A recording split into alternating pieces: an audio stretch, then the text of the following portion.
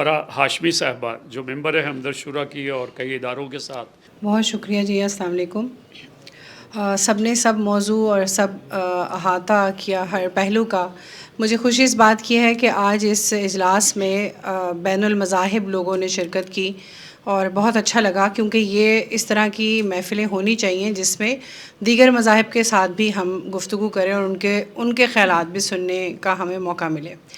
اچھا، مجھے جو اب تک میں بطور صحافی میں صرف اس میں یہی نہیں شرکت کرتی کہ میں اس شورا کی ممبر ہوں، تو میں اس اینگل سے بھی دیکھتی ہوں اور لکھتی ہوں کہ ہم بطور صحافی کیا انالیسس نکالا ہے ہم نے. تو اگر ہم اپنا معاشرتی طور پر ایک انالیسس دیکھیں، ہم اپنے پیارے نبی کو کہتے ہیں کہ وہ رحمت للعالمین، یعنی دنیا ان کو کہتی ہے. لیکن مجھے یہ بتائیے، یہ ہم پڑھے لکھے جو لوگ جانتے ہیں کہ رحمت للعالمین کا کیا مطلب ہے؟ معاشرے میں آپ جائیں تو اس کا مطلب یہ ہے کہ ہم اپنے دین سے پریکٹیکلی عملاً دور ہیں. ٹھیک ہے، کیونکہ ہمیں ٹرانسلیشن ہی نہیں آتی. ہمیں اپنا مذہب کی ٹرانسلیشن نہیں آتی تو ہم دوسرے مذاہب کی ٹرانسلیشن کیسے پڑھیں گے؟ تو یہ بالکل ہی، اگر کوئی شخص جاننا چاہتا ہے کہ ہم دنیا کے ساتھ رواداری سے کیسے چلیں، تو پہلے تو جو شخص ترجمے سے، سمجھ سے اپنے دین کو سمجھ گیا تو اسے ضرورت ہی نہیں پڑے گی کہ وہ دوسرے مذاہب کے ساتھ کوئی اختلاف رکھے یا رفع ڈالے. اور جب اپنا پڑھ لیں تو پھر دوسروں کے مذاہب کا تقابلی جائزہ لیں کہ وہ مذاہب کیا کہتے ہیں. میں آج آپ کو 25 سال پیچھے لے کے جانا چاہ رہی ہوں. چھوٹی مختصر بات کروں گی لیکن بتاؤں گی آپ کو کہ ایک چھوٹا سا عمل کتنا بڑا رول پلے کرتا ہے.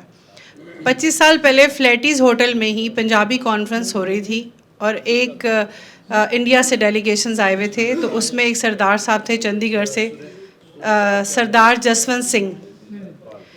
تو انہوں نے یہاں پر جب سیمینار میں شرکت کی تو میں اس کی رپورٹنگ کرتی تھی اس پنجابی کانفرنس کی.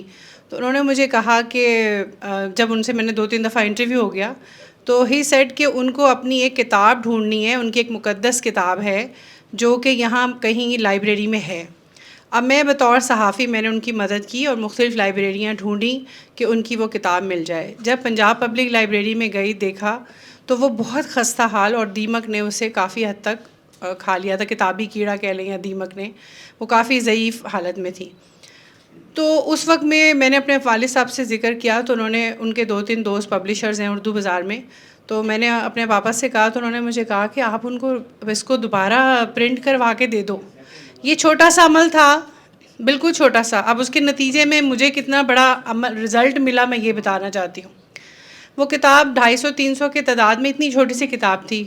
سنکیپ 10 گر کتھا کتاب کا نام تھا.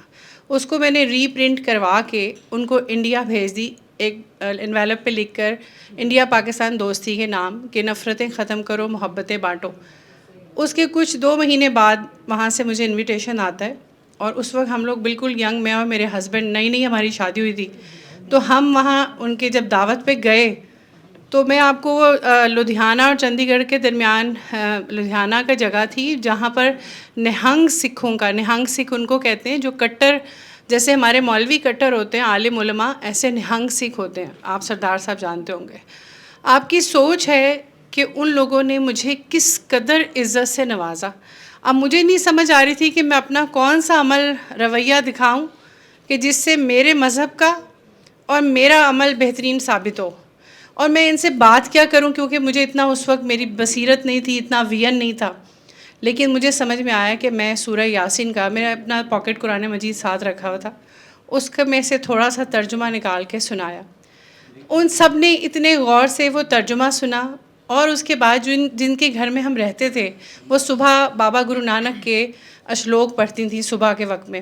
تو وہ مجھے ایسا لگتا تھا جیسے ہمارے گھروں میں دادی نانی صبح میں قرآن مجید کی تلاوت کرتی ہیں، ایسے وہ بھی وہاں ایسے ہی تلاوت کر رہی ہیں. تو میں نے ان کے پاس بیٹھ کے پوچھا کہ آپ کیا پڑھتی ہیں؟ تو انہوں نے جو مجھے اس کا ترجمہ پنجابی میں بتایا تو مجھے لگا یہ تو بابا فرید گنج شکر کا کلام ہے یا میاں محمد بخش کا کلام ہے. یہ تو اتنی مماثلت ہے، اتنی اس میں ایک جیسی چیزیں ہیں.